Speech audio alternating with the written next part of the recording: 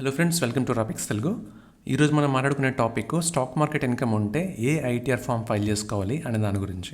మీరు stock మార్కెట్తో deal చేస్తూ ఉంటే ఈ వీడియో మీకు డెఫినెట్గా హెల్ప్ అవుతుంది. సో ఈ వీడియో అసలు మిస్ అవ్వకండి. మీరు కనుక ఛానల్కి ఫస్ట్ టైం అయితే మన ఛానల్లో income tax and personal finance content ఉంటుంది. ఈ టాపిక్స్పై మీకు వీడియోస్ కావాలనుకుంటే ఛానల్ని సబ్స్క్రైబ్ చేసుకోండి. అలానే మీరు ఛానల్కి సపోర్ట్ చేయాలనుకుంటే ఛానల్ మెంబర్షిప్స్ ఉన్నాయి, అలానే paid courses and super thanks button కూడా అవైలబుల్గా ఉన్నాయి.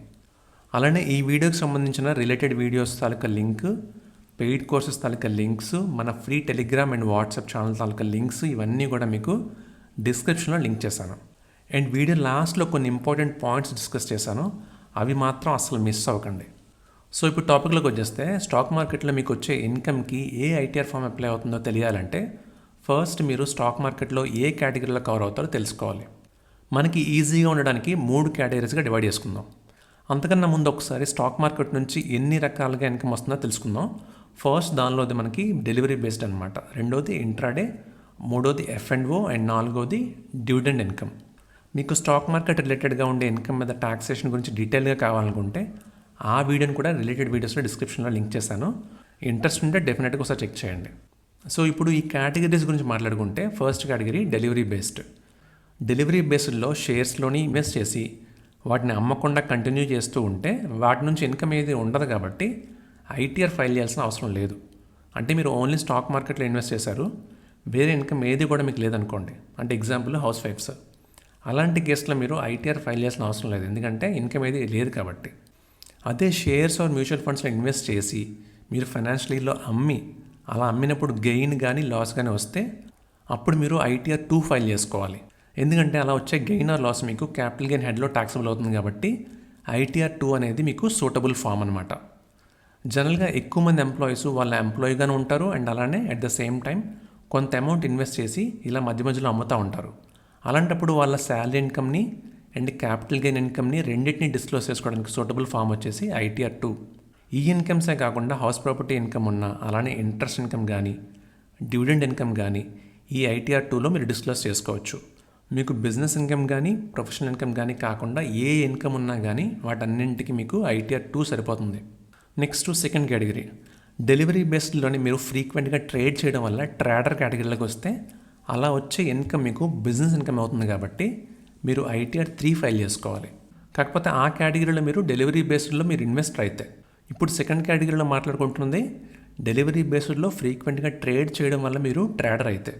ఎప్పుడు మీరు ట్రేడర్గా కన్సిడర్ చేసుకోవాలి, ఎప్పుడు ఇన్వెస్టర్గా కన్సిడర్ చేసుకోవాలి అనే వీడియో మీకు డిస్క్రిప్షన్లో లింక్ చేశాను, చెక్ చేయండి, మీకు బాగా హెల్ప్ అవుతుంది. అదే కేటగిరీ 3లో అయితే మీరు స్టాక్స్లో ఇంట్రాడే చేసినా కానీ లేకపోతే F&Oలో ట్రేడ్ చేస్తూ ఉన్నా కానీ ఈ కేటగిరీలో కవర్ అవుతారు. మీకు తెలిసిందే కదా, ఇంట్రాడే నుంచి వచ్చే గెయిన్ కానీ లాస్ కానీ మీకు స్పెక్యులేషన్ బిజినెస్ కింద వస్తుంది. అదే మీరు F&Oలో ట్రాన్సాక్ట్ చేస్తే వచ్చే గెయిన్ ఆర్ లాస్ మీకు నాన్ స్పెక్యులేటివ్ బిజినెస్ కిందకు వస్తుంది. ఏదేమైనా కానీ 2 బిజినెస్ ఇన్కమ్సే. సో బిజినెస్ ఇన్కమ్ ఉంటే మీరు ఫైల్ చేయాల్సిన ఫామ్ ఎప్పుడు కూడా ఐటీఆర్ 3నే.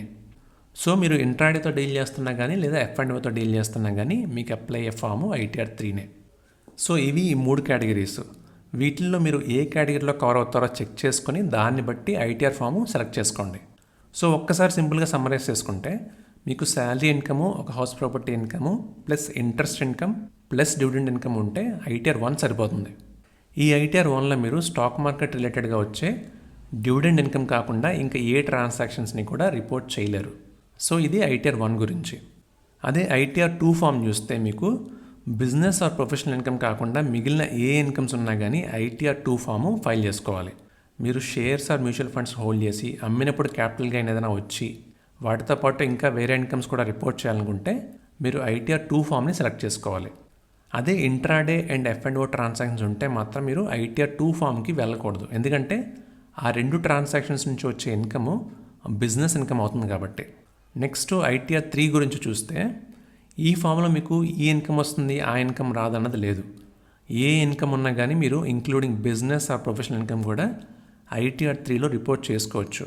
సో ఇలా మీకు స్టాక్ మార్కెట్ ఇన్కమ్తో పాటు వేరే ఏ ఇతర ఇన్కమ్స్ ఉన్నాయో ఫస్ట్ చెక్ చేసుకొని దాన్ని బట్టి మీకు అప్లై అయిన సూటబుల్ ఐటీఆర్ ఫామ్ని సెలెక్ట్ చేసుకోండి.